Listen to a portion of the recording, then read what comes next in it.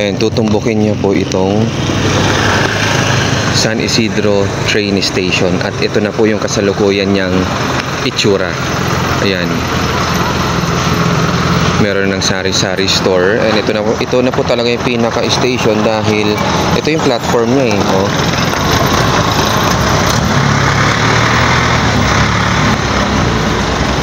Oops. Para meron pa atang ano to, release ng tren ba to? Or bakal ng ano?